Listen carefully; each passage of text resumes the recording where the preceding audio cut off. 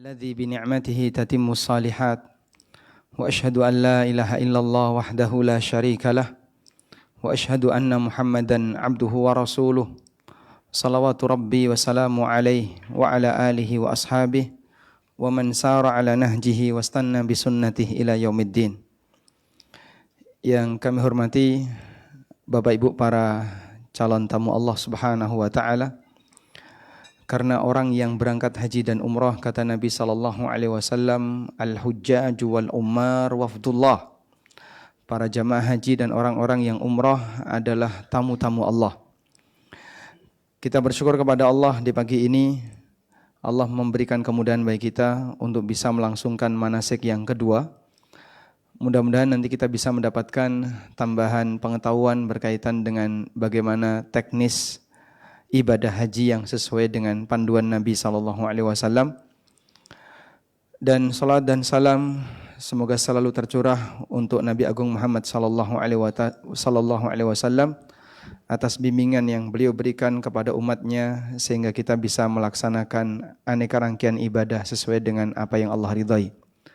Kami mohon maaf yang seharusnya ini jam 9, namun qadarullah yang turun dari atas tuh banyak sekali.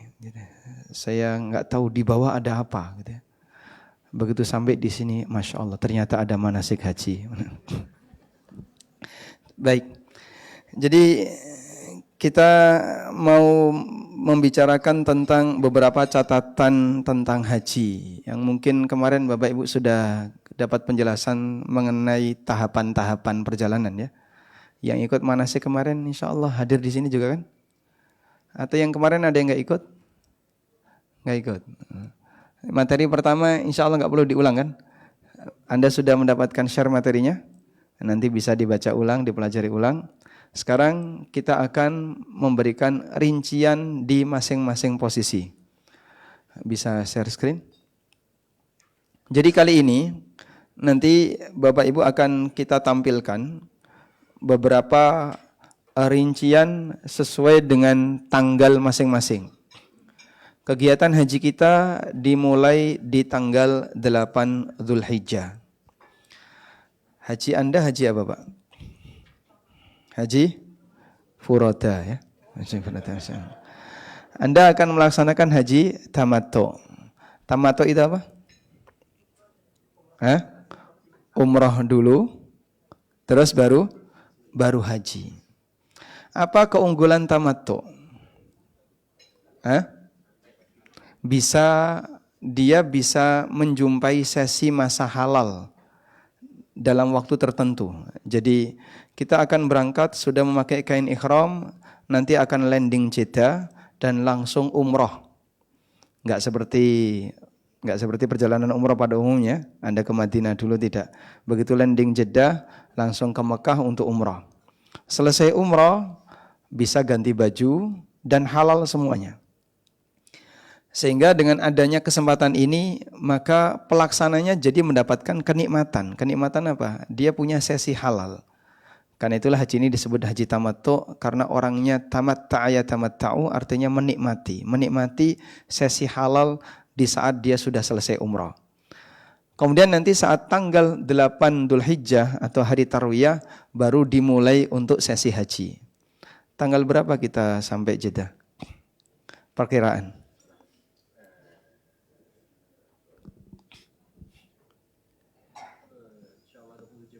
27 Mei itu berarti berapa Dzulhijjah?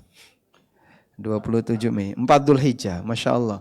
Saya pernah tanggal 7 Dzulhijjah selesai umrah, pagi ganti baju, sore udah disuruh berangkat. Jadi nggak sempat menikmati ganti baju yang lama. Jadi cuman pagi sudah ganti baju, sudah selesai umrah, sore sudah disuruh berangkat lagi untuk menuju Mina, karena kita harus menuju tanggal 8 Dzulhijjah untuk ke Mina.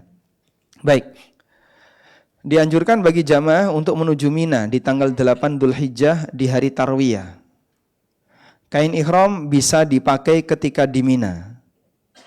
Demikian yang difatwakan oleh Imam Ibnu Utsaimin dan Ibnu Baz rahimahumullah. Meskipun boleh juga kain ihram dikenakan sejak dari hotel baru berangkat ke Mina. Mau pilihan pertama maupun kedua tidak perlu diperdebatkan. Dua-duanya boleh. Bahkan saya pernah ketemu syekh yang beliau haji di Arafah baru ganti baju tanggal 9 Dzulhijjah. Karena yang penting dia memakai kain ihram dan melakukan wukuf di Arafah. Jadi nanti Bapak bisa memakai kain ihram di Mina, bisa juga memakai kain ihram dari sejak di hotel.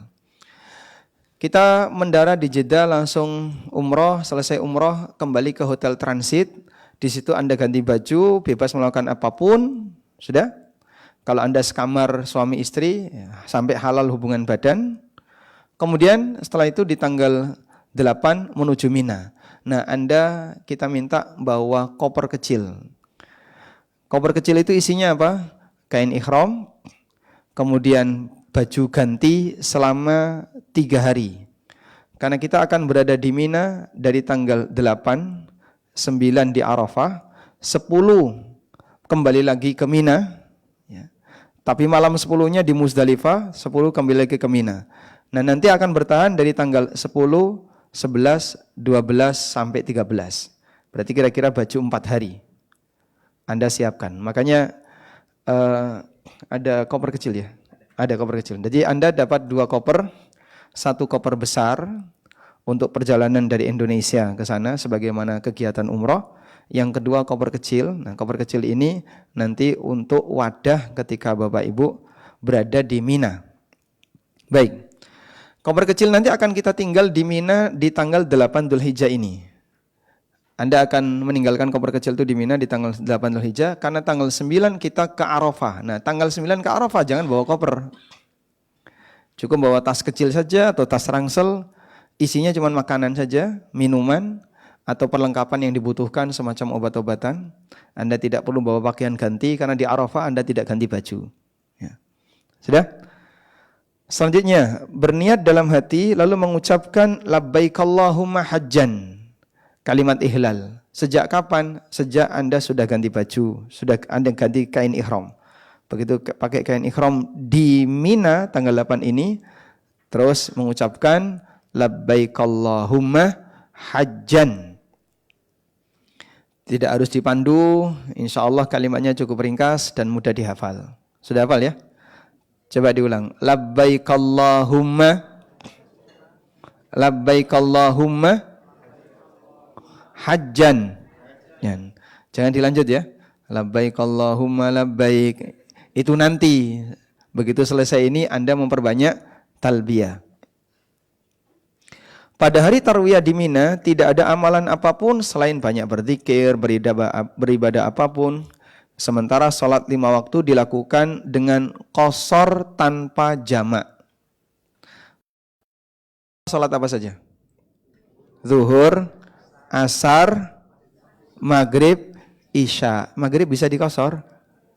Jadi berapa? 1,5 rakaat. Maghrib tidak bisa diqashar. Sehingga hanya 4 rakaat yang bisa diqashar jadi 2. Sudah? Karena saya pernah ketemu orang yang qashar sholat maghrib. Jadi cukup qashar saja tanpa jamak. Tapi kalau sekiranya Anda akan mengalami kesulitan, Ustadz wudunya antri panjang. Kalau bolak-balik dari maghrib ke isya harus ngulang wudu lagi, gimana kalau kita jamak? Tidak masalah. Karena ada suasana darurat sehingga Anda memilih untuk jamak sekaligus mengingat adanya kebutuhan. Kemudian dianjurkan untuk menginap di Mina pada malam Arafah, lalu baru berangkat ke Arafah pada tanggal 9 Dzulhijjah waktu duha. Jadi ke Arafahnya jangan di malam tanggal 9, tapi pagi tanggal 9. Baik, insya Allah dipahami ya? Cukup mudah ini. Terus ngapain saja Pak di Mina Pak? Yang jelas jangan main catur, jangan domino, apalagi bawa karambol. Ya. Itu adalah hari yang istimewa. Karena tanggal 1 sampai 10 Dzulhijjah amalan soleh hamba paling dicintai oleh Allah. Maka perbanyak membaca Al-Quran, membaca talbiyah atau zikir yang lain. Nah biasanya resikonya kalau sudah kumpul sama temannya ngobrol. Ya. Sehingga mungkin sambil mojok kemana menyendiri. Dan insya Allah di Mina tanggal 8 ini masih sepi. Karena yang jamaah reguler mereka tidak tarwiyah, tapi langsung ke Arafah. Tidak mampir ke Mina, tapi langsung ke Arafah. Sehingga di tanggal 8 Anda bisa menguasai Mina. Mau makan sebanyak-banyaknya silahkan, pakai toilet sejam di dalam juga silahkan. Karena yang lain belum ada. Ya. Tanggal 8 itu masih sangat sepi, masih jarang. Meskipun kita sudah punya hak konsumsi di Mina sejak tanggal 8. Sehingga dapur Mina sudah buka sejak tanggal 8. Udah? Maka jangan khawatirkan untuk tanggal 8 nanti makan apa di sana, apa ada rumput di sana. Tidak ada ya. Anda tidak akan dikasih makan rumput, Anda tetap dikasih makanan yang normal. Baik. Tenda kita ikut maktabnya di masyairnya sekitar 73, 72. 73 cukup nyaman. Belakangnya gunung. Sehingga bisa dipakai jemur baju. Iya, saya pernah di 73. Cuman 73 bertetangga dengan reguler. Nah, begitu reguler itu datang, mereka lebih bisa menguasai daripada Anda. Pasukannya lebih banyak. Luasan tendanya sama, tapi isinya beda. Ya, kalau yang furoda lebih longgar, yang reguler, masya Allah, saya sempat main ke sana, ya seperti pindang itu Pak, dicecer-cecer sampai tidur di luar. Dan tidur di luar boleh-boleh saja, tapi suhunya 45 derajat. Ya. Baik, selanjutnya berikutnya kita menuju ke Arafah di tanggal 9 Dzulhijjah. Nanti Anda akan diantar oleh bis dari Mina menuju Arafah. Wukuf di Arafah adalah rukun haji yang paling utama. Nabi SAW mengatakan, Al-hajju arafatun, faman adraka laylata arafah qabla tulu'il fajri min laylati jam'in faqad tamma hajjuhu. Haji itu intinya adalah Arafah. Maka siapa yang masih menjumpai malam Arafah sebelum terbit fajar di malam jamak itu malam tanggal 10. Namanya yaumul jam'i. Hajjuhu, maka hajinya sah sempurna. Sehingga batas wukuf di Arafah itu sampai kapan? Subuh besok. Maka orang misalnya maghrib baru datang masuk Arafah, itu sah hajinya. Sudah? Karena itu begini Pak. Sekarang hari apa? Sabtu. Kalau nanti malam Anda nyebutnya apa Pak? Malam Sabtu atau malam Ahad? Malam Ahad. Sehingga kalau sekarang hari Kamis, nanti malam berarti malam Jumat, begitu ya? Baik. Sekarang hari Arafah. Nanti malam apa namanya? Khusus untuk Arafah tetap namanya malam Arafah. Namanya Ashiyatu Arafah. Sebutannya Ashiyatu Arafah, malam Arafah. Sebab malamnya ini ngikuti siangnya. Sehingga orang yang wukuf di Arafah habis maghrib itu sah. Karena batasnya sampai subuh. Oleh karena itu, walaupun orang sakit, tetap nanti akan dibawa ke Arafah. Namanya haji safari. Haji safari itu, dia mungkin berada di rumah sakit. Ya. Kemudian saat tanggal 9 itu dinaikkan ambulan, beberapa orang ditemani oleh perawat. Terus ambulan itu datang ke Arafah, ada jalur khusus, ya cuman nguing-nguing lewat, berhenti sebentar, pulang. Balik lagi ke kamar untuk opnam. Sehingga sampai yang opnam itu diopnam juga di Arafah. Insyaallah. Semoga Anda tidak merasakan seperti itu ya. Karena walaupun sakit, jamaah haji itu tidak dibatalkan. Mereka tetap dihajikan, di mana Arafah ini merupakan syarat utama atau rukun utama haji, maka walaupun sakit orang tetap ditaruh di Arafah walaupun sesaat, terus setelah itu balik lagi ke kamar melanjutkan opnamnya. Nah, selanjutnya waktu Arafah dimulai dari zawal hari Arafah sampai subuh tanggal 10 Dzulhijjah. Ini tadi sudah kita sampaikan ya. Baik, dan insya Allah Untuk kondisi normal, kita akan berangkat biasanya jam 8 atau jam 9 setelah sarapan. Lalu kalau misalnya ada snack-snack kecil yang ada di Mina, Bapak masukkan tas gendong atau tas cangklong, silahkan dibawa, nanti dipakai untuk bekal ketika Bapak di Arafah. Meskipun di Arafah ini juga ada beberapa makanan yang sudah disediakan. Baik.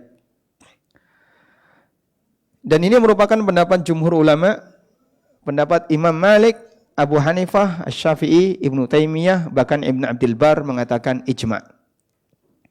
Selanjutnya, dibolehkan wukuf di malam hari saja tanpa harus bayar dam. Ini merupakan pendapat mayoritas ulama. Sekarang kita akan belajar rentang minimal wukuf. Pendapat pertama, bahwa wukuf itu wajib menggabungkan siang dan malam. Jika dia tiba di Arafah siang hari, tidak boleh meninggalkan Arafah kecuali setelah maghrib. Jika meninggalkan Arafah sebelum maghrib, bayar dam dan hajinya sah. Sementara orang yang tiba di Arafah setelah maghrib, wukufnya sah dan tidak ada kewajiban apapun. Demikian keterangan dalam mazhab Hanafiyah dan Hambali. Dan biasanya Anda sudah diarahkan untuk masuk bis itu menjelang maghrib. Anda diarahkan masuk bis menjelang maghrib, tapi bisnya tidak bergerak sampai waktu maghrib. Begitu maghrib baru dia bergerak. Kita berharap nanti dapat bis Taroddudi. Bis Taroddudi itu punya jalur khusus sehingga dia tidak antri dengan bis yang lain. Semoga dapat bis itu. Karena kalau tidak dapat bis Taroddudi lalu pakai jalur yang berbeda dari Arafah ke Muzdalifah yang jaraknya hanya berapa? Sekitar 9 kilo, itu ditempuh dalam waktu 12 jam atau 6 jam. Subuh itu belum sampai. Saking padatnya kendaraan.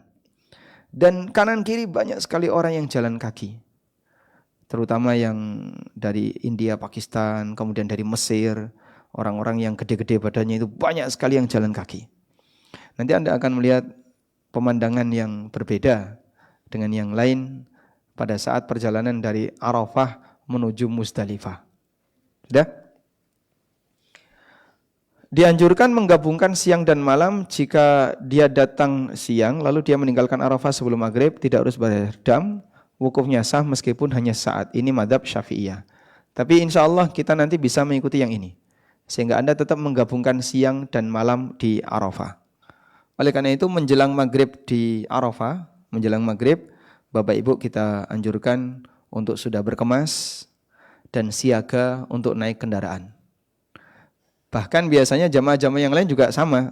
Mereka sudah jejer baris panjang di pintu keluar. Karena di Arafah itu kan dikasih batas ya. Ada pagar-pagar besi gitu. Blok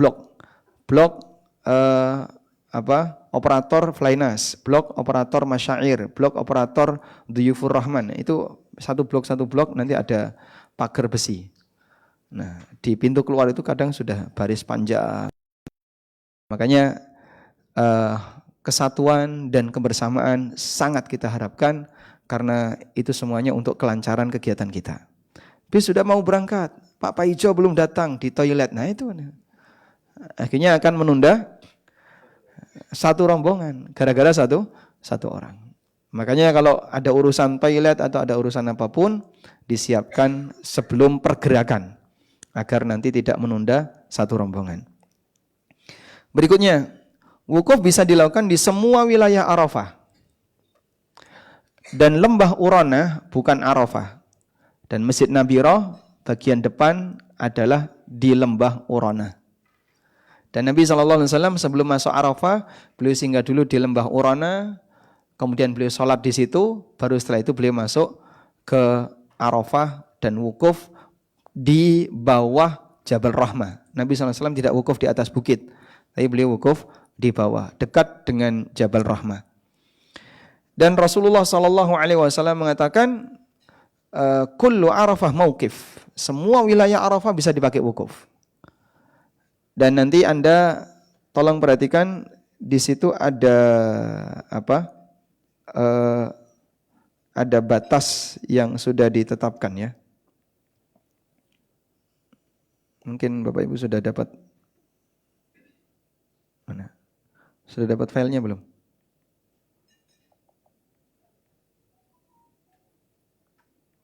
Tidak ada ini. Sebentar. Oh iya, bukan di sini.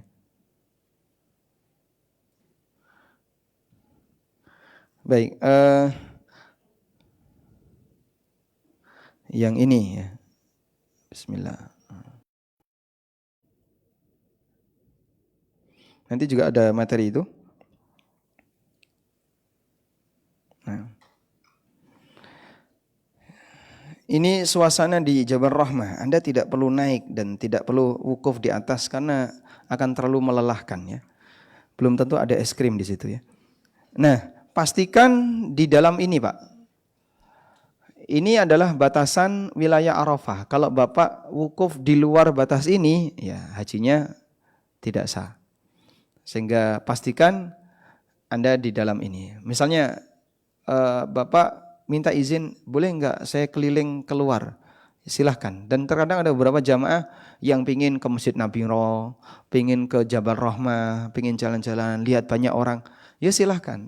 Cuman ya sebaiknya tidak dilakukan karena menghemat tenaga. Sebab Anda besok akan banyak kegiatan, maka cukup berada di tempat saja dan memperbanyak doa. Baik. Nabi SAW mengatakan tentang Arafah, waqaftu hahuna wa Arafatun kulluha mauqif. Aku wukuf di sini dan semua wilayah Arafah adalah tempat wukuf.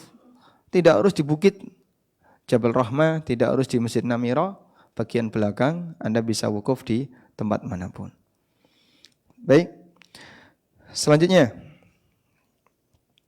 dianjurkan untuk tidak berteduh ketika berdoa di Arafah, kecuali jika tidak memungkinkan untuk terkena sinar matahari. Misalnya tidak kuat atau menjadi tidak semangat dalam berdoa. Ini keterangan An-Nawawi dalam Al-Majmu'. Beliau mengatakan yang afdal bagi orang yang wukuf untuk tidak berteduh, namun berada di bawah terik matahari. Masya Allah. Coba cek Mas, suhunya berapa besok? 45, rasa 60. Sandalnya melengkung. Saya naruh sandal di luar tenda itu, begitu keluar sandal saya melengkung. Oh, sandalnya melengkung. Dan begitu dipakai panas sekali, disiram dulu baru bisa dipakai. Bal yabruzu lisyamsi illa li'udhrin. Namun dianjurkan untuk berada di bawah terik matahari kecuali karena udhur. Bi ayyatadarrar aw yanqusa du'auhu au ijtihaduhu fil adhkar.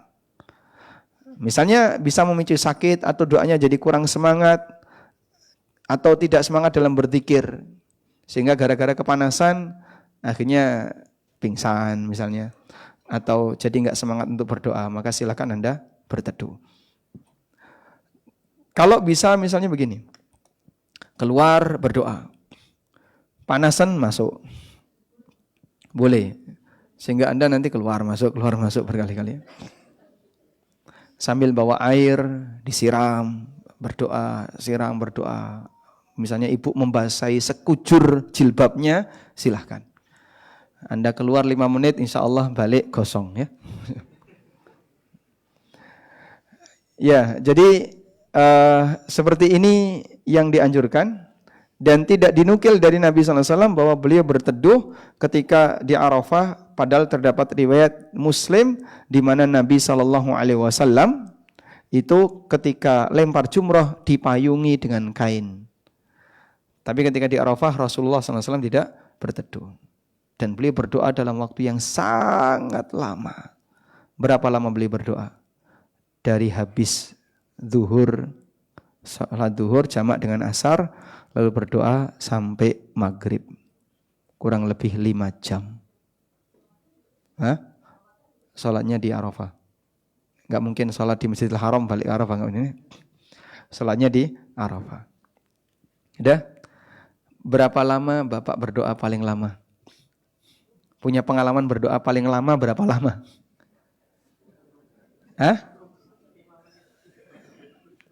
Antara adzan dan iqamah Masih ada 5 menit. Orang berdoa.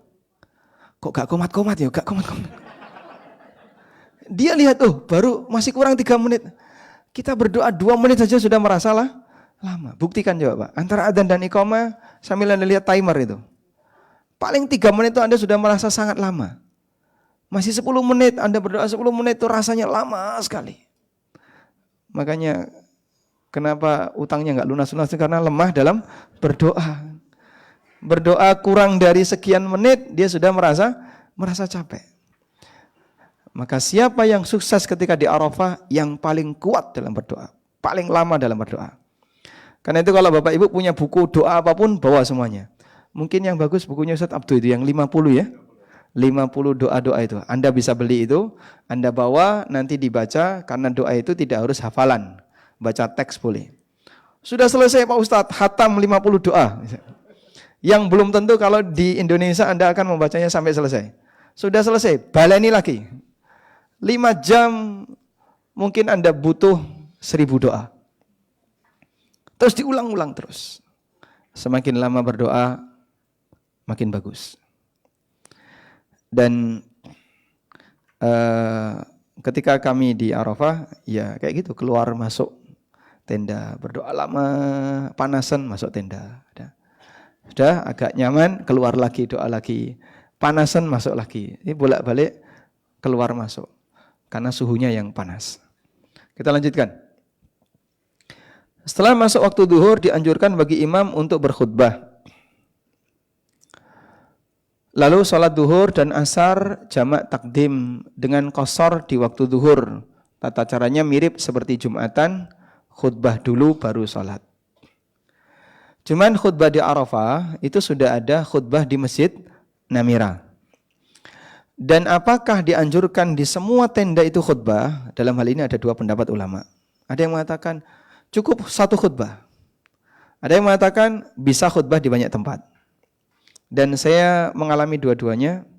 Haji yang pertama di banyak tempat khutbah. Ya. Haji yang kedua cukup 1 khutbah. Di tenda kami tidak ada khutbah. Tapi apapun itu, mau ada khutbah dan tidak ada khutbah, insya Allah tidak mempengaruhi keabsahan haji. Jadi khutbah lalu sholat zuhur dan asar. Sehingga khutbahnya seperti apa? Jumatan ya. Khutbah dulu baru sholat Jumat. Baik. Dianjurkan bagi imam setelah masuk waktu zuhur, dianjurkan bagi imam untuk dianjurkan bagi imam untuk tidak memperlama khutbah dan salat agar bisa wukuf lebih panjang. Jadi hikmah kenapa di Arafah itu di jamak takdim, kalau di Muzdalifah di jamak takhir, di Arafah di jamak takdim agar bisa banyak berdoa. Di Muzdalifah jamak takhir agar bisa lebih cepat istirahat. Sudah? Ibnu Munzir menyebutkan, ulama sepakat wukuf tidak disyaratkan harus dalam keadaan suci, baik dari hadas kecil maupun hadas besar, sehingga wanita haid boleh wukuf. Lagi haid wukuf silahkan. Cuman kan Anda tidak sholat gitu aja, sehingga Anda bisa memperbanyak berdoa. Wanita haid boleh berdoa enggak? Boleh. Boleh banyak berzikir, boleh banyak berdoa. Baik. Ada enggak Pak yang istimewa dengan hari Arafah Pak? Coba saya tunjukkan ini. Bagaimana sikap para ulama ketika di Arafah? Beliau atau beberapa ulama pernah mengatakan, seperti perkataan Al-Auza'i. Al-Auza'i, adraktu aqwaman kanu yukhabbi'una al-hajat liyaumi Arafah liyas'alullaha biha. Aku menjumpai sekelompok orang. Al-Auza'i ini zaman tabi'in, zaman dengan Imam Malik, yang mereka menyimpan banyak keinginan mereka untuk diutarakan dalam doa saat hari Arafah. Mereka hendak meminta kepada Allah di hari itu. Jadi sampai para ulama itu nyimpan, mau akan saya baca di mana? Arafah. Anda sudah punya itu belum Pak? Sudah ada rencana doa yang disimpan untuk diutarakan di Arafah Pak? Harapan Bapak yang mungkin selama ini belum terwujud ya, karena terhalang oleh keluarganya misalnya. Ada Pak? Oh mancing ya. Beliau pengen mancing maksudnya. Baik, kita lanjutkan. Jadi ini adalah waktu yang istimewa untuk berdoa. Maka kalau di Arafah serius untuk berdoa. Jadi begini, Lailatul Qadar itu waktu yang mustajab untuk berdoa. Tapi kapan Lailatul Qadar dirahasiakan oleh Allah. Hari Arafah itu waktu yang mustajab untuk berdoa. Kapan hari Arafah? Tidak dirahasiakan. Terutama bagi Anda jamaah haji, Anda sedang mengalami itu. Sehingga kalau Lailatul Qadar, Anda dianjurkan untuk memperbanyak doa sepanjang 10 hari terakhir Ramadan. Dan kita nggak tahu dari 10 itu mana yang Lailatul Qadar, kita nggak tahu. Tapi kalau hari Arafah, Allah tunjukkan ini yang mustajab. Sudah nggak ada pilihan yang lain. Maka kalau di Arafah kok disia-siakan waktunya? Mohon maaf ya, masih banyak jamaah yang rokok di Arafah. Kumpul sama temennya, kan ada meja kursi gitu ya, ada tempat lesehan. Kumpul di situ lesehan, karo snack, kopi, ngerokok, masya Allah. Kayak gitu jangan di Arafah, harusnya di Kaliurang ya. Baik, selanjutnya. Yang terbaik tidak berpuasa ketika wukuf meskipun orangnya mampu puasa. Ibnu Qayyim mengatakan wukuf di hari Jumat memiliki nilai keistimewaan di mana waktu mustajab saat wukuf bertepatan dengan waktu mustajab di hari Jumat. Coba cek tanggal 9 Dzulhijjah besok. Ya. Tanggal 9 Dzulhijjah besok itu berada di tanggal berapa? 5 Juni, Kamis. Dan ada kemungkinan tanggal 6.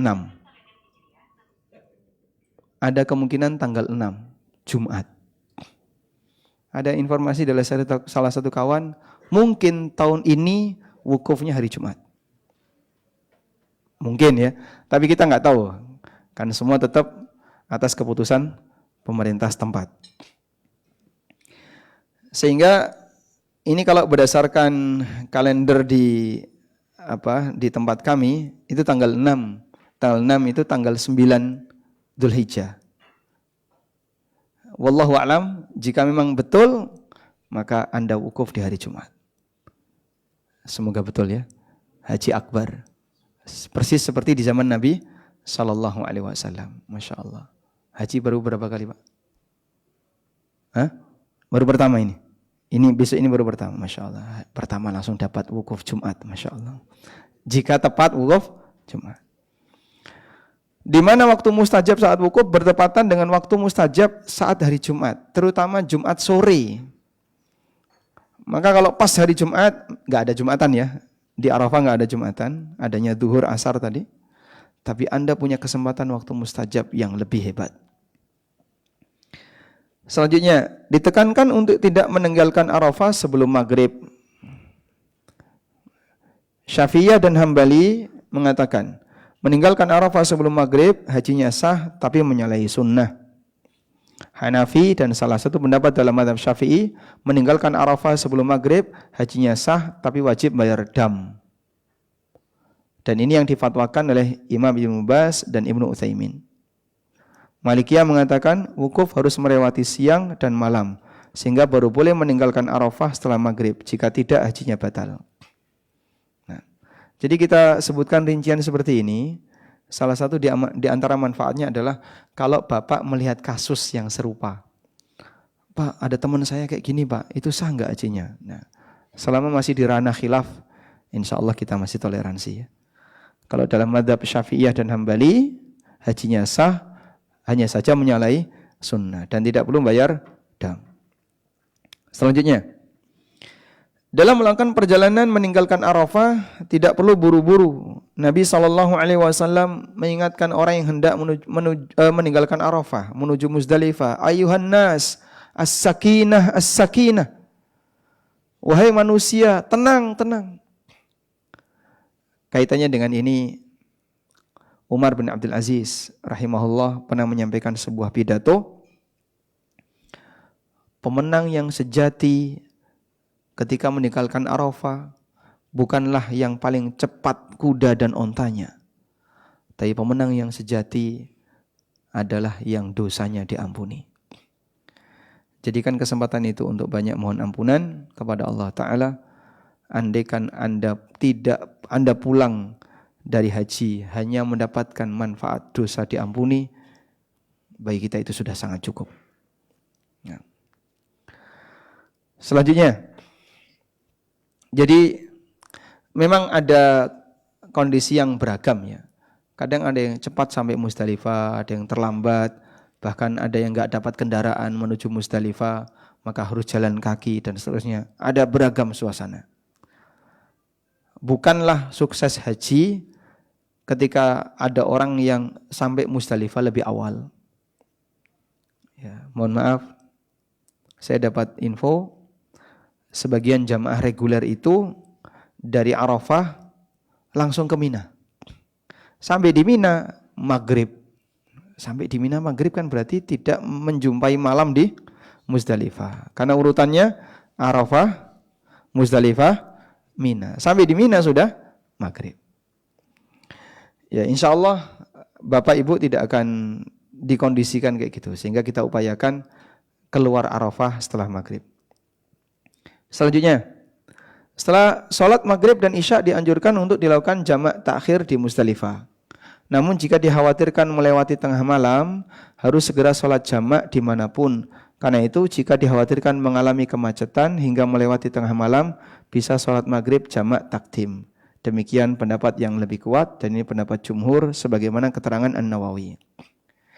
Dan nanti Anda ikuti, saya boleh sebut panduan dari kami. Haji yang pertama saya bisa jamak di Muzdalifah. Jamak takhir maghrib isya di Muzdalifah.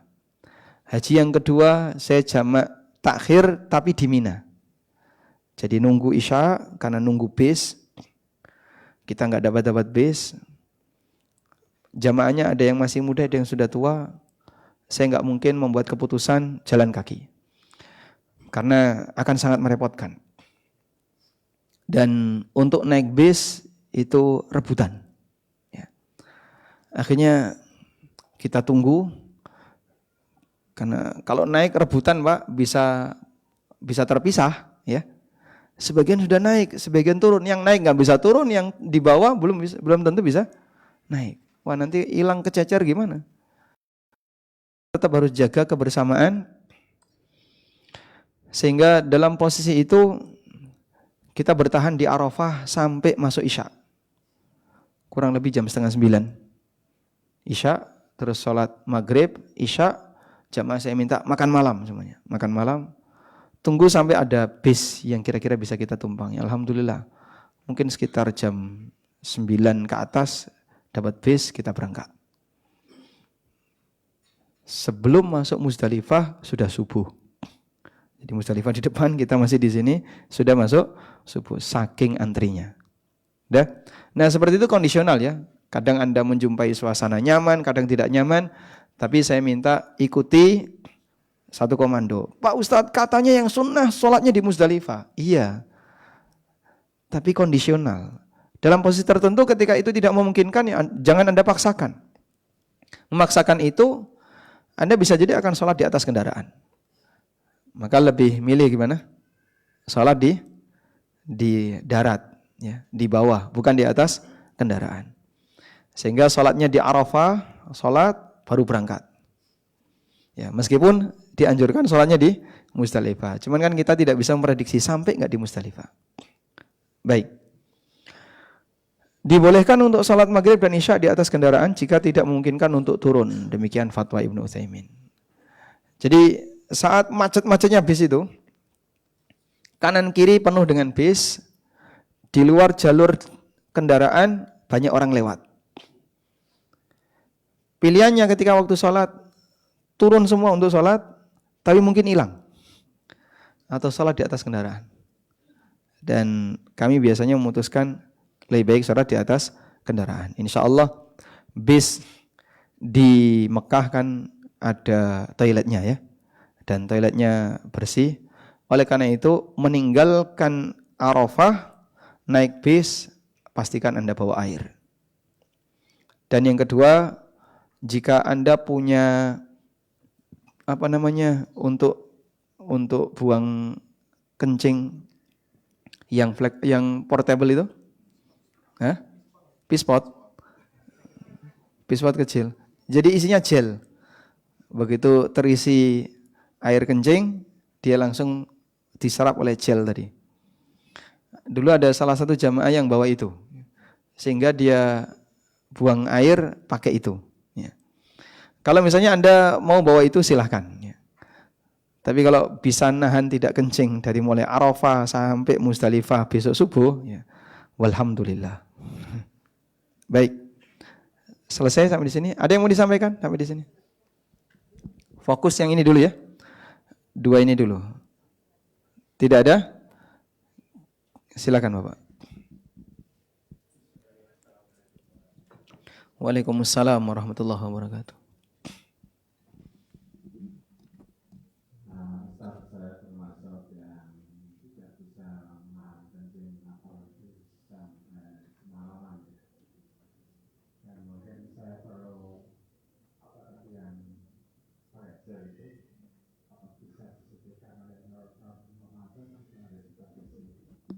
Oh begitu, baik.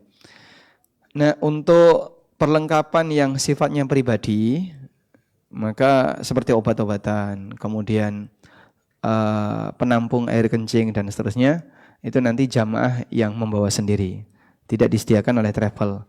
Tapi kalaupun mau titip, silahkan. Ya. Mudah-mudahan tidak di mark up harganya. Ya. Baik, jadi Bapak mungkin bisa cari di apotek cukup banyak ya. Atau kalau enggak bisa beli online, karena untuk perlengkapan pribadi kita serahkan ke jamaah. Itu, ada lagi yang lain? Ya, silakan.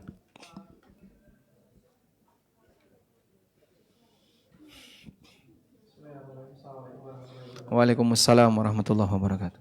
Berkaitan dengan kegiatan ini, kalau di Arafah menuju ke Musdalifah ini dan kegiatan yang lain, apakah semuanya itu satu komando? Jadi takutnya nanti di pertengahan, oh saya mau pilih jalan itu karena kan kalau 9 kilo kalau jalan paling sekitar 2 jam ya. Nah, ataukah dapat apakah nanti harus satu komando atau seperti apa? Baik. Saya berharap Anda mengikuti keseragaman. Sehingga satu komando itu penting. Meskipun Anda punya pengalaman, saya insya Allah tahu jalannya. Saya nanti bisa, kita ketemu di tenda Mina.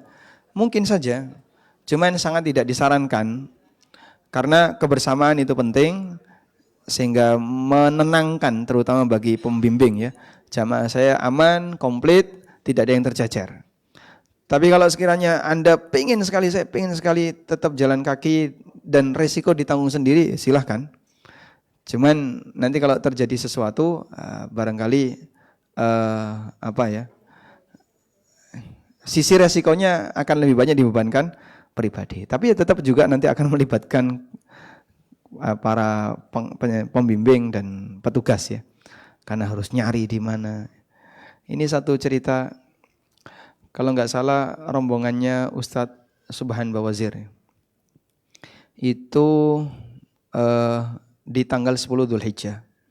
Ibu-ibu usianya 50-an. Dan ibu ini dari, kalau nggak salah dari Lamongan malah.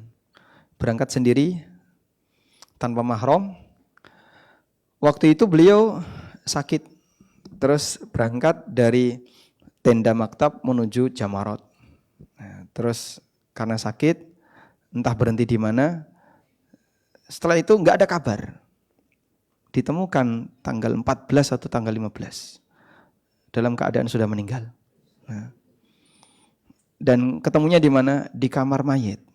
Jadi sampai disisir itu ya, daerah Arafah itu, di daerah Mina disisir. Dia di pinggir-pinggir mungkin kecampur dengan sampah. Atau ada orang tidur, dicari sama petugas. Ketemunya di Muaisim, sudah di kamar mayat. Ya alhamdulillah masih ditemukan. Dan ya jadi berita viral di kalangan para petugas, karena kan di-share di sebanyak grup. Nah, yang seperti itu yang tidak kita kehendaki. Makanya kebersamaan, kemudian bisa bareng-bareng, itu sangat diharapkan. Baik, lanjut ya. Sekarang kita akan menuju gimana? Silakan.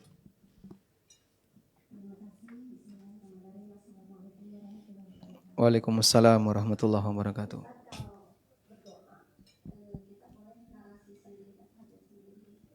Berdoa boleh narasi sendiri atau baik.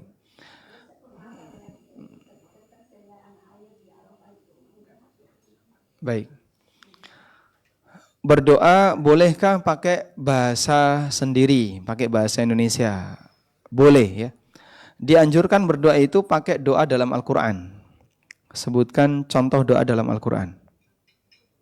Rabbana atina fid dunya hasanah wa fil akhirati hasanah wa qina adzabannar. Contoh yang lain.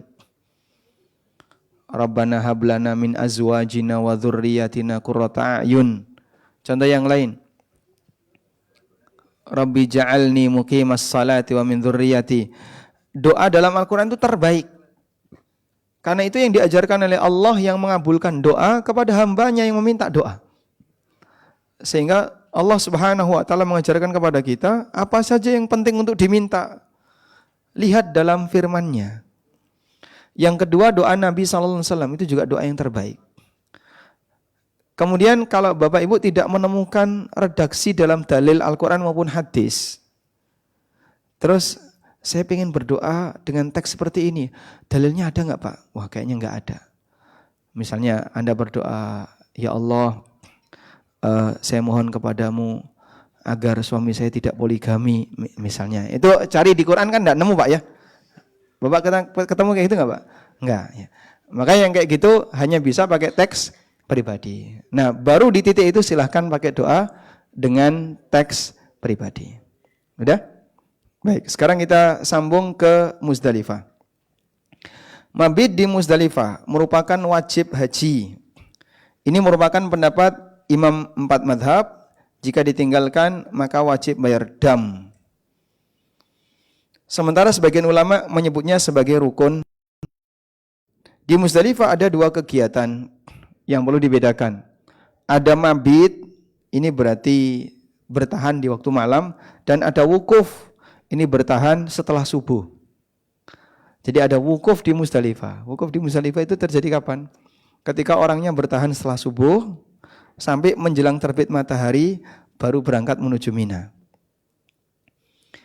Mabit di Muzdalifah hukumnya wajib menurut 3 ulama, Imam Malik, Imam Syafi'i, dan Imam Ahmad. Sementara wukuf di Muzdalifah hukumnya anjuran menurut 3 ulama di atas. Tapi bagi Hanafiyah hukumnya wajib. Sehingga dalam mazhab Hanafiyah, orang selesai mabit, selesai subuh, tidak boleh langsung bertolak sebelum subuh. Tapi dia bertahan dulu sampai kena sesaat waktu setelah subuh. Yaitu melakukan apa tadi? Wukuf di Muzdalifah. Dah? Sekarang lihat batas waktu mabit. Kesimpulan menurut pendapat yang menjadi acuan dalam mazhab Syafi'i dan Imam Ahmad. Bagi yang tiba di Muzdalifah sebelum tengah malam, maka tidak boleh meninggalkan Muzdalifah sebelum tengah malam pertama. Jadi kalau Anda tiba di situ jam 9 atau jam 10, itu kan belum masuk tengah malam. Tidak boleh langsung pergi, tunggu dulu sampai melewati tengah malam. Sudah melewati jam 12 di Muzdalifah. Baik, sekarang silakan berangkat ke Mina. Jika meninggalkan Muzdalifah sebelum tengah malam, maka wajib bayar dam. Kesimpulan yang kedua, bagi jamaah yang baru tiba setelah melewati tengah malam, lalu mabit sejenak di malam terakhir, mabitnya sah. Misalnya baru tiba jam 2. Jam 2 baru masuk Muzdalifah. Sudah, tinggal lanjutkan aja perjalanan. Langsung ke Mina. Itu sah. Demikian kesimpulan dalam mazhab Syafi'iyah dan Hambali. Selanjutnya, rentang waktu mabit berdiam sesaat setelah melewati tengah malam selama rentang waktu yang cukup untuk disebut bertahan saat. Ini merupakan mazhab Syafi'i dan Hambali. Dan insya Allah kalau berada di atas kendaraan kan sudah melebihi dari rentang saat itu. Karena dari titik masuk Muzdalifah sampai titik keluar, Anda sudah bertahan cukup lama. Sebab kendaraan tidak bisa melaju dengan cepat. Berikutnya, sangat dianjurkan bagi yang memungkinkan agar mabit di Muzdalifah sampai subuh. Selanjutnya banyak berzikir pasca subuh dan berdoa. Nabi SAW begitu selesai subuh, beliau naik onta Al-Qaswa, kemudian pindah ke Masy'aril Haram yang sekarang dibangun masjid. Lalu di situ beliau banyak berdoa kepada Allah sampai mendekati terbit matahari, baru beliau pindah ke menuju Mina. Ketika hendak berangkat menuju Mina, dianjurkan untuk mencari kerikil lempar jumrah. Fadl bin Abbas bercerita, pada subuh hari Nahr, Nabi SAW memintaku untuk mencarikan kerikil, beliau di atas tunggangan. Baik. Dan biasanya di Muzdalifah bapak ibu dikasih kerikil satu plastik saset, satu saset isinya kerikil. Jumlahnya berapa Pak? Banyak pokoknya. Rasa dihitung ya. Kebutuhan Anda kerikil itu berapa? Kebutuhan kerikil itu berapa? Coba ini. Anda lempar jumrah berapa hari? Tanggal 10, 11, 12, 13. Sudah? Tanggal 10 lempar jumrah berapa kali? Sekali. Ini lempar jumrah sekali, yaitu jumrah Aqabah saja. Butuh berapa? 7 kerikil. Sudah? Tanggal 11 berapa kali? 3 kali. Ula, Wusta, dan Aqabah. Berarti 21 ya. Tanggal 12 sama 21. Tanggal 13 juga sama 21. Total berapa? 70 kerikil. Ya. Anda butuh 70 kerikil. Dikasih satu kantong isinya kerikil, gak usah dihitung Pak. Udah. Saya pernah di jalan menuju Mina, menuju Jamarat ya, tempat lempar jumrah, ketemu ibu-ibu yang sudah sepuh, mungkin usianya 70-an ke atas ya. Bawa kerikil banyak sekali Pak. Ini dipakai apa? Nanti ndak hilang. Padahal di sana di Jamarat itu banyak kerikil. Orang kejajar kan banyak ya. Jadi Bapak berangkat nggak bawa kerikil pun sebenarnya di sana tetap akan dapat kerikil ya. Ya meskipun Anda persiapan ketika berangkat sudah bawa kerikil lebih nyaman ya. Karena yang kita butuhkan sebenarnya nggak banyak. Cukup 70 kerikil untuk waktu 4 hari. Gitu ya. Baik. Diganti kelereng boleh nggak Pak? Nggak boleh ya. Karena harus batu. Kelereng itu bukan batu. Atau biji kurma ya nggak boleh. Itu bukan batu. Sehingga yang dilempar jangan sampai sandal. Apalagi botol minuman jangan. Yang dilempar apa? Kerikil. Selanjutnya. Saat berada di Mina di hari Nahar. Nah, ini puncaknya. Hari Nahar tanggal berapa? 10 Zulhijjah. Ini puncak paling sibuk. Ya? Jadi capek kita tanggal 9, 10 ini juga. Capek puncak capeknya ini. Makanya begitu masuk tanggal 11 tuh mulai banyak yang batuk, demam, itu tanggal 11 ya. Dari Arafah tanggal 9 menuju Muzdalifah, menuju Mina dalam waktu semalam. Saat hari Nahar ada 4 amalan. Melempar jumrah Aqabah, menyembelih hadyu, mencukur rambut, dan tawaf ifadah. Dan yang paling afdal adalah mengikuti sesuai urutan di atas. Bahkan sampai ada yang mengatakan kalau kita masuk ke Masjidil Haram, amalan pertama yang dianjurkan apa? Tawaf sebagai tahiyah, penghormatan untuk Masjidil Haram. Kalau kita masuk Mina, amalan pertama yang dilakukan adalah lempar jumrah Aqabah sebagai tahiyah, penghormatan untuk Mina. Maka kita masuk masjid, tahiyatul masjid. Kita masuk Masjidil Haram, tawaf, kudum. Kita masuk Mina, lempar jumrah Aqabah. Sehingga dianjurkan begitu tiba di Mina, pertama kali yang dilakukan adalah lempar jumrah Aqabah. Baik, urutannya apa tadi Pak? Lempar jumrah Aqabah, terus menyembelih hadyu, kemudian cukur rambut, terus tawaf ifadah. Sudah? Nah. Meskipun boleh tidak urut, jadi yang mudah yang mana? Haji pertama saya bisa lempar jumrah duluan. Tawaf ifadahnya dilakukan tanggal 14 Dzulhijjah. Selesai hari tasyrik. Haji yang kedua, tawaf ifadah dulu. Baru cukur. Setelah itu baru lempar jumrah Aqabah malam harinya. Di hari yang sama. Jadi malam tanggal 11. Nah, seperti itu nanti Bapak ikuti saja kebijakan dan keputusan bersama ya. Kita berangkat lempar jumrah. Jangan, saya mau tawaf dulu. Enggak seragam. Kita tawaf dulu. Saya mau lempar jumrah dulu, kan anjurannya lempar jumrah dulu. Wah, akhirnya sibuk debat nanti ya. Kebersamaan itu sekali lagi paling penting. Nah, fleksibilitas kayak gitu sesuai dengan kondisi. Kalau ini harus tawaf dulu ya tawaf dulu. Ikuti sesuai dengan keputusan bersama. Karena Nabi SAW setiap kali mendapatkan laporan ketika orang itu bilang, saya sudah ini tapi belum ini, saya sudah ini tapi belum ini. Kata beliau, if'al wala haraj. Silakan lakukan, gak ada masalah. Ketika tiba di Mina dianjurkan untuk mengawali aktivitas dengan melempar jumrah Aqabah. Karena melempar jumrah Aqabah adalah tahiyat bagi Mina. Sebagaimana tawaf adalah tahiyat bagi Masjidil Haram. Menurut jumhur ulama, melempar jumrah Aqabah hukumnya wajib haji. Jika ditinggalkan harus bayar dam. Ulama sepakat melempar jumrah di hari nahar. Yang paling afdal adalah di waktu duha sebelum duhur. Dan padatnya Masya Allah. Kenapa Pak?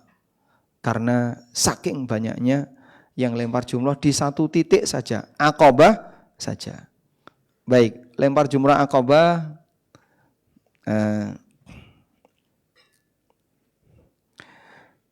Ini Arafah. Ini Arafah ya. Kemudian Muzdalifah. Ini Mina.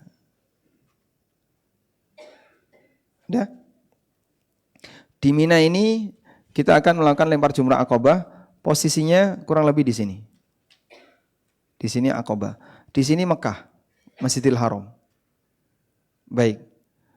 Saat lempar jumrah Aqabah, Mina berada di kanan kiri, Mekah di kanan atau kiri? Mina mana? Kanan. Mekah kiri. Jadinya Anda menghadap ke, ya tetap ke lempar jumrah ya. Mina di sebelah kanan. Jadi di sana Mina, di sana Ka'bah. Maka lempar jumrah Aqabahnya posisinya begini. Mina di sebelah kanan, Ka'bah di sebelah kiri.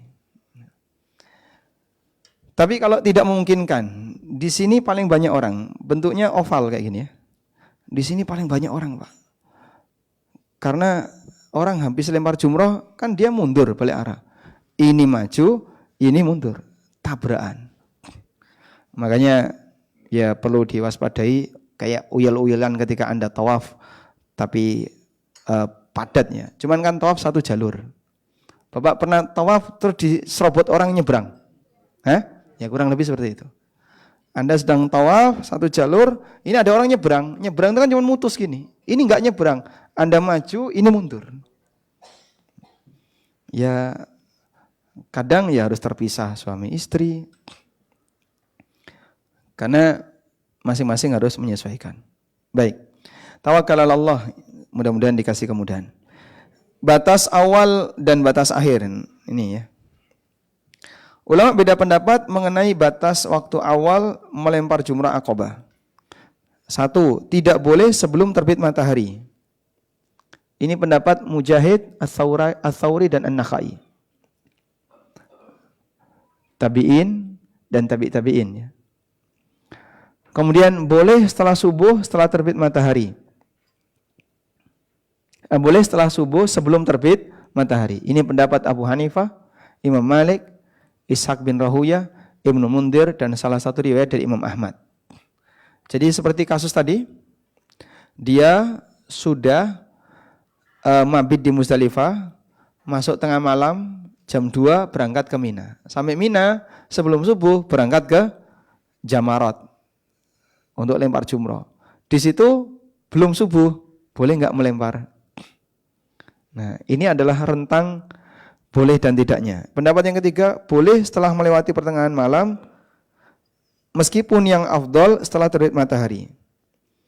Jadi boleh melempar jumrah Aqabah menurut pendapat yang ketiga, sebelum subuh. Yang penting sudah lewat tengah malam. Ini pendapat Asy-Syafi'i, Imam Ahmad, juga pendapat Atha, Asma bintu Abi Bakar, pendapat Ibnu Abi Mulaikah dan Ikrimah. Sekali lagi Bapak Ibu kami kenalkan seperti ini agar kalau ketemu perbuatan orang lain atau kita mengalami yang sama, Anda bisa menilai. Apakah haji saya masih dalam rentang khilaf yang disebutkan di sini? Kalau masih, insya Allah sah. Nah, boleh setelah melewati pertengahan malam, meskipun lebih afdol setelah terbit matahari. Setelah terbit matahari, lebih afdol. Jadi setelah terbit matahari itu masalah afdol, tapi bolehnya setelah melewati tengah malam. Jadi boleh sebelum subuh.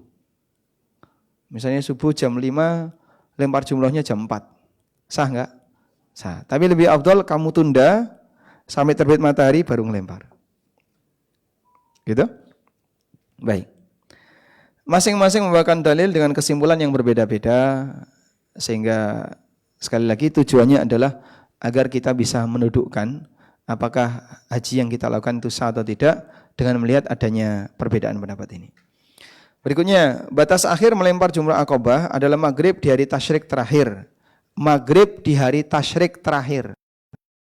Maghrib tanggal 10 ya. Hari tasyrik sampai tanggal berapa? 13. Sehingga andikan jumlah Aqabah itu tertunda, Anda bisa lempar di tanggal 13. Menurut Abu Hanifah dan Malik, jamaah yang mengakhirkan lempar jumrah sampai hari tasyrik wajib bayar dam. Sementara menurut Imam Syafi'i tidak perlu dam, hanya saja menurut Imam Ahmad, bagi yang mengakhirkan di hari tasyrik, melempar jumrahnya setelah zuhur. Contohnya yang tadi ya, dari Arafah, Muzdalifah, langsung ke Mekah, terus tawaf dulu. Ya? Setelah tawaf ifadah, balik lagi ke Mina. Orangnya masih capek, saya mau lempar jumrah, udahlah nanti aja. Nah kalau nanti sebaiknya besok zuhur. Pada asalnya melempar jumrah Aqabah tidak bisa diwakilkan, kecuali bagi mereka yang tidak mampu karena uzur sakit atau fisik yang lemah karena usia. Jika dia mewakilkan untuk melempar jumrah, dia tidak boleh meninggalkan Mina sebelum wakilnya selesai melempar jumrah. Jadi misalnya ya, ini kejadian beberapa jamaah kami yang lemah fisik karena usia. Diwakilkan oleh anaknya atau oleh temannya. Sudah? Yang wakilnya ini berangkat. Saya wakilkan ya lempar jumrah. Orangnya pulang. Enggak boleh ya. Yang boleh gimana? Kamu baru boleh pulang setelah wakilmu ini selesai melempar. Sudah? Kemudian, ini kasus juga ya. Jadi, ada 3 jumrah tadi ya. Ula, wusta, Aqabah agak di ujung. Jaraknya lebih jauh yang Aqabah ini. Tanggal 11, 12, 13 itu lempar 3 jumrah. Ula, wusta, Aqabah. Udah? Kalau saya mewakilkan orang lain, teknisnya gimana? Teknisnya gimana? Lempar 7 atas nama pribadi, terus gimana? Nah, teknisnya yang benar, lempar 7 atas nama pribadi, pindah sini lempar 7 atas nama pribadi lagi, pindah 7, sini 7 pribadi, balik lagi ke sini, 7, 7, 7. Jadi muter 2 kali. Seperti ini ya, teknisnya. Begitu Pak? Maka wakil harus siap resiko mondar-mandir ini. Capek Pak? Ya mungkin capek dikit ya. Baik. Tujuannya apa kok seperti ini? Agar bisa dibedakan antara ibadah pribadi dan status dia jadi wakil orang lain. Jadi 7 ini dianggap satu rangkaian. Maka selesaikan dulu, baru nanti balik lagi ke ula, lempar 7 atas nama orang lain, ke Wusta 7, atas nama orang lain ke Aqabah 7. Bisa dipahami ya? Baik. Cuman ini tips. Tolong Anda tidak perlu rahasiakan tips ini ya. Beritahu yang lain. Jadi ada dua yang perlu Anda bedakan. Ada diwakilkan. Yang kedua dijamak. Nah, dijamak ini lebih afdol daripada diwakilkan. Dijamak itu maksudnya gimana Pak? Lempar jumroh beberapa hari dijadikan satu. Jadi 11, 12, 13. Anda kalau misalnya saya nggak jamak berarti 11 berangkat, balik. Besok 12 berangkat lagi, balik lagi. Tanggal 13 berangkat lagi, pulang. Kan gitu ya? Baik, itu kalau tidak dijamak. Kalau dijamak 11, 12, 13 dilakukan di 13. Jadi dia 3 kali lempar jumroh untuk 3 hari. Biasanya bagi jamaah yang tidak mampu kami sarankan jamak. Sehingga ibu tidak harus berangkat, bertahan saja di tenda Mina. Yang kuat-kuat berangkat. Nanti di tanggal 13 ibu lempar jumroh 3 kali. Jumroh ula 3 kali untuk tanggal 11, tanggal 12, tanggal 13. Jumlah wusta juga sama 3 kali. Sehingga tetap totalnya 70 minus 7. 63 lemparan. Yang 7 kan di tanggal 10. Baik. Insya Allah sampai di sini paham? Nah, lanjut ya. Sejak kapan jamaah menghentikan talbiyah? Ada yang mengatakan sejak melempar jumrah Aqabah. Ini menurut jumhur ulama. Berarti sejak tanggal 10. Anda bertalbiyah di Arafah, Muzdalifah, Mina, begitu datang ke Jamarat saat mau lempar jumrah Aqabah, hentikan apa? Talbiyah. Sudah, selanjutnya sudah tidak talbiyah lagi. Dan menurut jumhur talbiyah dihentikan sejak lemparan pertama. Yang kedua, sejak masuk zuhur hari Arafah. Ini pendapat Imam Malik. Namun kita gunakan pendapat jumhur. Jadi Anda bertalbiyah Mina, Anda bertalbiyah di Arafah, di Muzdalifah, silakan. Baik. Selanjutnya, 3 amalan utama dalam haji, baik ifrad, tamattu maupun qiran. Lempar jumrah, cukur rambut, dan tawaf ifadah. Sedangkan khusus untuk tamattu dan qiran ada nyembelih hadyu. Selanjutnya, siapa yang sudah melakukan 2 amalan dari 3 amalan utama, maka boleh tahallul, disebut tahallul awal. Selanjutnya halal semuanya kecuali hubungan badan. 3 amalan utama tadi apa Pak? Lempar jumrah, cukur rambut, tawaf. Lempar jumrah, cukur rambut, tawaf ifadah. Jika sudah 2, Bapak boleh ganti baju. Boleh pakai sabun, boleh pakai wangian, ibu juga sama ya. Tapi kalau baru 1, belum boleh. Paham insyaallah? Ya, yang paling gampang dari 3 ini apa? Cukur. Cukur kan bisa dimanapun. Sehingga begini, begitu Anda selesai lempar, langsung cukur. Nah, ganti baju sudah. Atau Anda tawaf, selesai tawaf, langsung cukur, ganti baju sudah. Gitu ya? Karena kain ihram Anda, termasuk juga baju ibu-ibu, dipakai di tanggal 9, 10 sampai sore hari. Bau. Saya karena nggak kuat dengan bau kain ihram saya sendiri. Begitu selesai ganti baju tak buang. Saya nggak kebayang orang lain kayak apa ini. Orang lain mendekat saya kayak apa ya. Ini bau sekali kain ihram saya. Terus saya buang. Baik.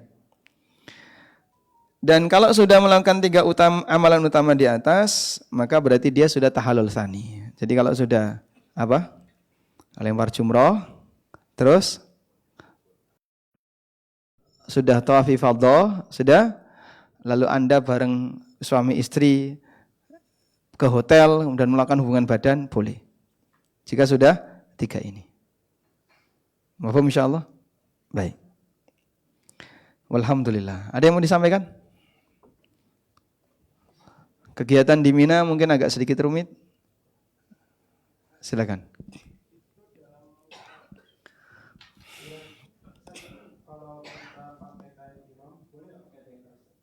Deker. Insya Allah tidak masalah. Ya, karena deker bukan termasuk pakaian ya. Sama sebagai pakai sabuk boleh. Tapi yang menutupi mata kaki nggak boleh. Sehingga orang yang ikhram kan harus pakai sandal. Karena itu dia juga tidak boleh pakai sepatu. Sehingga juga tidak boleh pakai kaos kaki. Deker itu bukan kaos kaki. Insya Allah boleh. Nah. Ada lagi? Nah, silakan.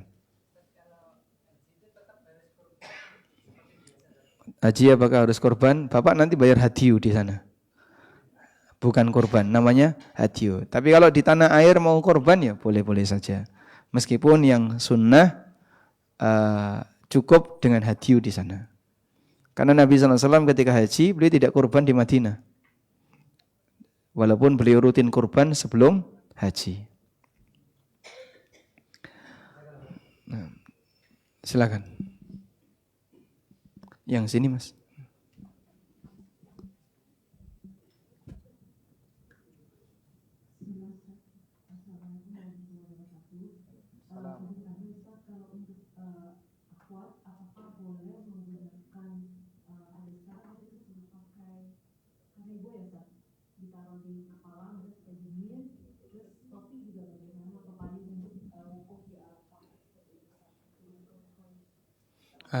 Ibu punya kulkas portable?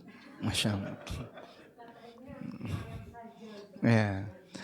Ya sah-sah saja mau kanebo, mau anduk kecil, mau sapu tangan dibasahi taruh sini, spray juga boleh. Pakai gayung, satu gayung diguyur juga bebas ya. Jadi mau membasahi badan di sana insya Allah aman dan air melimpah.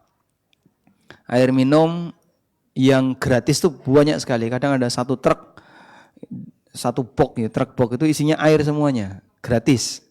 Anda mau minta berapapun dikasih. Jadi insya Allah kalau makanan dan minuman melimpah. Kecuali kalau insiden tertentu kayak tahun 2003 itu, 2023, jamaah reguler yang tidak dijemput ya, sampai jam 2 siang, bahkan sampai asar.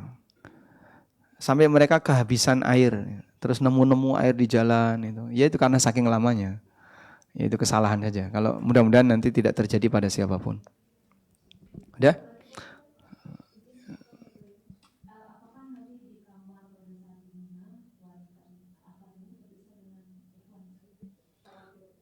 Ya di Mina jelas dipisah.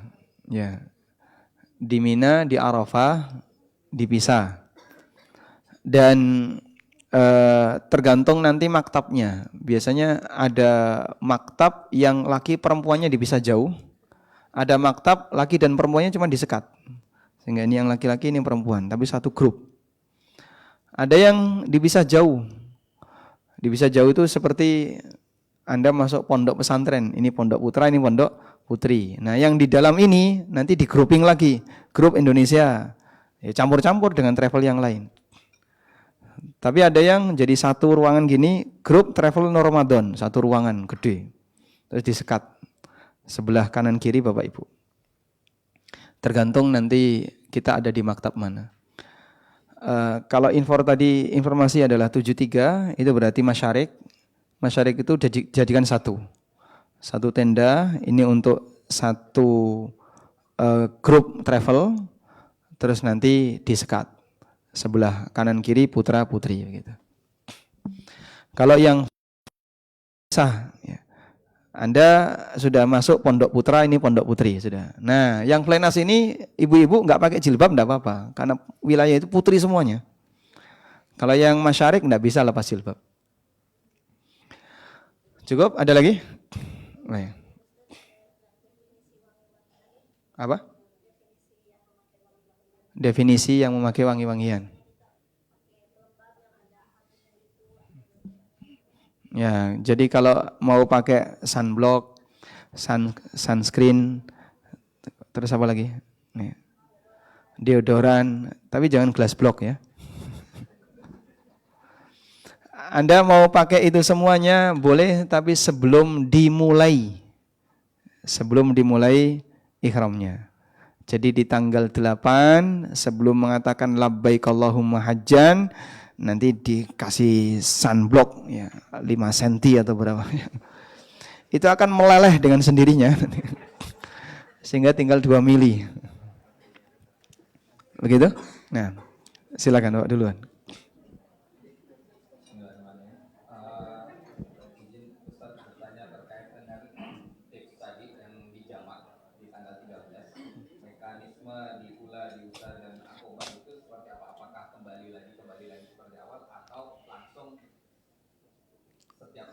Setiap titiknya. Wallahu alam, ada dua pendapat dalam ini. Jadi boleh di satu titik 3 sekaligus. Dan ada yang mengatakan ya harus 3 kali. 1, 2, 3, balik lagi 1, 2, 3. Ya cuman jalannya agak lumayan. Tapi tanggal 13 itu sepi. Karena banyak yang nafar awal. Begitu tanggal 13 sepi. Nah. Selanjutnya.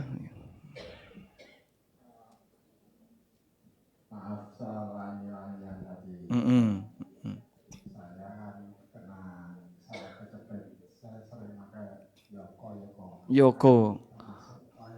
Ya, itu bukan parfum Pak ya. Nah, bukan.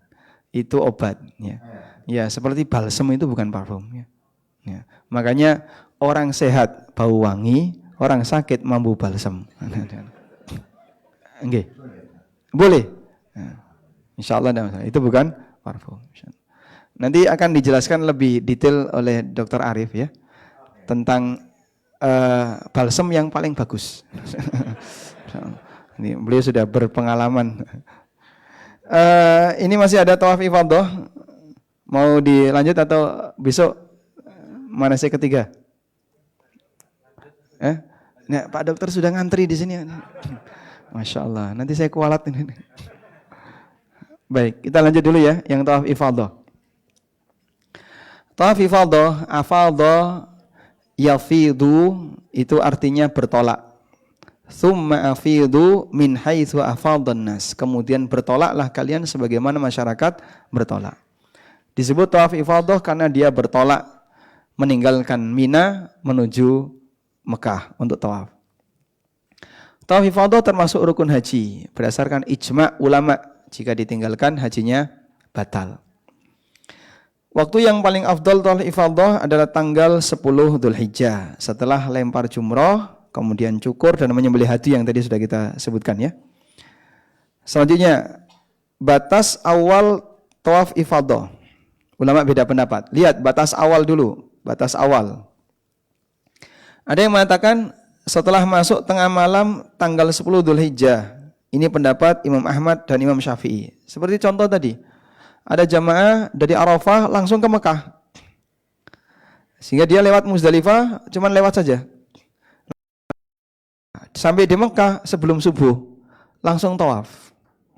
Boleh Pak kayak gitu? Boleh. Nanti dia bisa ngikuti sholat Idul Adha di Mekah. Sebelum subuh sudah tawaf, selesai tawaf, bertahan sebentar, sholat Idul Adha, ada ceramah Idul Adha, khutbah Id, dia selesai tawaf ifadah. Tapi harus sudah melewati tengah malam. Pendapat yang kedua, setelah subuh di hari nahar. Ini pendapat Abu Hanifah. Pendapat yang ketiga, setelah terbit matahari di hari nahar. Ini pendapat Imam Malik. Sehingga kalau kita pakai pendapat Imam Ahmad dan Imam Syafi'i rahimahumullah, berarti tawaf ifadah sudah boleh dimulai sejak kapan? Setelah masuk tengah malam tanggal 10 Dzulhijjah. Jadi dari Arafah tanggal 9, malamnya dia mabit sebentar, misalnya jam 12 dia sudah selesai, ya. Jam 1 dia berangkat dari Muzdalifah menuju Mekah untuk tawaf ifadah, silakan. Kemarin ada salah satu teman yang tanya, itu yang khutbah Idul Adha kok Syekh Sudes? Padahal Syekh Sudes dalam fotonya beliau ikut haji. Kok bisa ya kayak gitu? Apa beliau nggak benar hajinya? Ya beliau pejabat. Sehingga jalur-jalur kayak gitu ya jangan samakan dengan yang lain. Karena Syekh sudah berkhutbah Idul Adha, pakaiannya sudah pakaian dinas, bukan kain ihram. Kok bisa? Ya sangat mungkin itu sekelas pejabat. Ada jalur khususnya. Selanjutnya, batas akhir tawaf ifadah. Tidak ada batas akhir. Oh, enak ya. Kapanpun dia datang untuk tawaf ifadah statusnya sah. Dan ini merupakan pendapat jumhur ulama. Sebagaimana keterangan Ibnu Qudamah. Nah, maka gini. Ini pengalaman kami ya. Memindahkan banyak jamaah itu repot, Pak. Saat kita nanti dimudahkan oleh Allah bisa lempar jumrah Aqabah duluan. Jadi Arafah, Muzdalifah, Mabit, terus ke Mina, lempar jumrah Aqabah duluan. Dah, terus cukur ya. Dah, Bapak ganti baju. Kita tahu ifadahnya kapan, Pak? Saya sarankan setelah kita kembali ke hotel transit.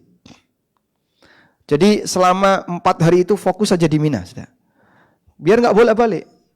Lalu lintas ketika itu tidak seperti saat umroh yang bisnya gelondang, jalannya kosong gitu. Lalu lintas ketika itu Masya Allah. Maka biar nggak bolak-balik, sudah bertahan aja di Mina. Dah, tanggal 13 kita nafar tsani keluar Mina, balik ke hotel transit, Bapak istirahat dulu, dah. Sampai kira-kira tenaganya sudah pulih, kita baru ke Mekah untuk tawaf ifadah. Dan bisa jadi tawaf ifadah sekaligus wada. Tawaf besok atau di hari yang sama pulang atau ke Madinah. Sehingga tawaf ifadah sekaligus tawaf terakhir untuk wada sekaligus. Bisa. Gitu ya. Niatnya ya niat gabungan ya. Niat tawaf ifadah sekaligus ini sebagai tawaf terakhir sebelum meninggalkan Mekah, tawaf wada. Nah, seperti ini nanti tolong ikuti keputusan bersama ya. Ikuti keputusan bersama. Dan nanti akan ditunjuk Amir Safar oleh Ramadan untuk menentukan keputusannya bolak-balik ataukah tawafnya ditunda. Karena kita tanggal 15 Dzulhijjah ya, sudah ke Madinah. Tanggal 15 Dzulhijjah ke Madinah. 13 meninggalkan Mina. 14 tawaf ifadah. 15 kalau meninggalkan Mekah berarti tawaf wada. 2 kali tawaf. Bisa juga tawafnya di tanggal 15, ifadah plus wada, langsung ke Madinah. Nah, nanti milih yang mana, ikuti keputusan bersama. Siap insyaallah? Baik. Walhamdulillah. Karena itu bagi wanita haid sebelum ifadah, maka dia boleh menunda tawafnya sampai suci. Kalau rombongan pergi, Pak, nah itu enggak ada pilihan yang lain. Kecuali harus ikut tawaf walaupun dalam posisi haid. Wallahu a'lam. Walhamdulillahirabbil alamin. Baik. Untuk bagian yang terakhir insyaallah kita akan bahas di sesi manasik berikutnya ya. Atau kalau enggak mungkin kita tambahkan sesi online. Anda tidak harus kumpul di hotel. Dan ada beberapa materi yang belum kita sampaikan yang sudah insyaallah sudah di-share, Pak. Udah ya. Penjelasan tentang Arafah, tentang Muzdalifah, tentang Mina, nanti sambil dibaca-baca. Baik. Begitu yang bisa kita sampaikan. Anda manasik berapa kali? 3 kali ya. Ini yang kedua, ada 1 lagi. Dan nanti di sana juga kita akan sering diskusi untuk pematangan-pematangan. Sehingga tidak hanya di forum-forum di Indonesia, nanti Bapak Ibu juga akan mendapatkan pemantapan ketika sudah di tanah suci insyaallah. Demikian, mudah-mudahan yang kita sampaikan ini bermanfaat. Mohon maaf jika kelebihan waktu. 1 pertanyaan, silakan. Waalaikumsalam warahmatullahi wabarakatuh. Dalam keadaan sedang haid, tawaf ifadah dan sudah tidak bisa lagi diundur itu boleh walaupun dalam keadaan haid. Pertanyaan saya, apakah diperbolehkan untuk mengkonsumsi obat penunda haid, Ustaz? Nah. Baik, apakah boleh mengkonsumsi obat penunda haid? Boleh ya. Tapi ketika sudah mengkonsumsi kok masih keluar darah, dihukumi haid, walaupun flek. Misalnya haid dia biasanya tanggal 1 sampai tanggal 7. Dipaksa untuk ditahan dengan mengkonsumsi obat. Tapi masih keluar Pak, ngeflek, ya itu terhitung haid. Tapi kalau misalnya Anda pastikan setelah mengkonsumsi tidak keluar, insya Allah tidak masalah. Nah, masalah pertimbangan resiko dan seterusnya dari sisi kesehatan, mungkin nanti bisa dikonsultasikan dokter terkait dalam masalah ini. Cuman secara aturan, minum obat penunda haid untuk haji, umroh, atau puasa Ramadan, pada asalnya hukumnya boleh. Nah.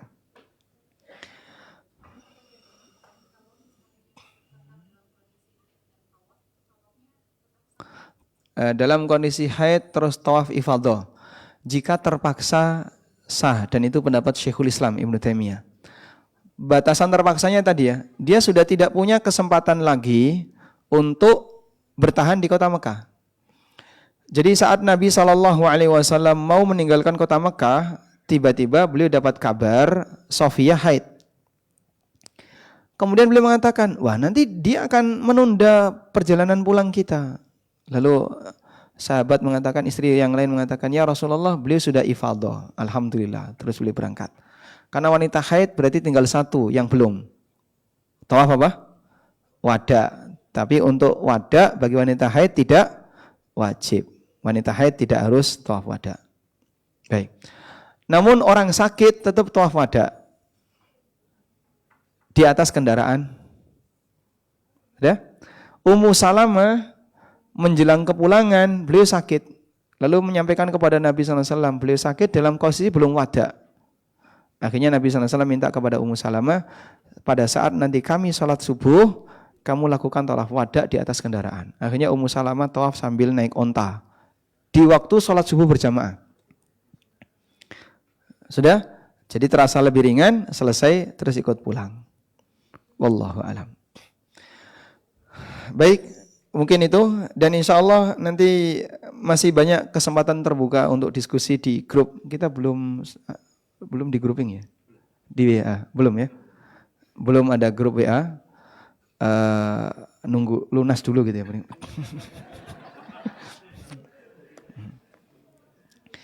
Demikian wassallallahu ala nabiyyina Muhammadin wa ala alihi wa sahbihi wasallam wa akhiru da'wana alhamdulillahi rabbil alamin. Wassalamualaikum warahmatullahi wabarakatuh.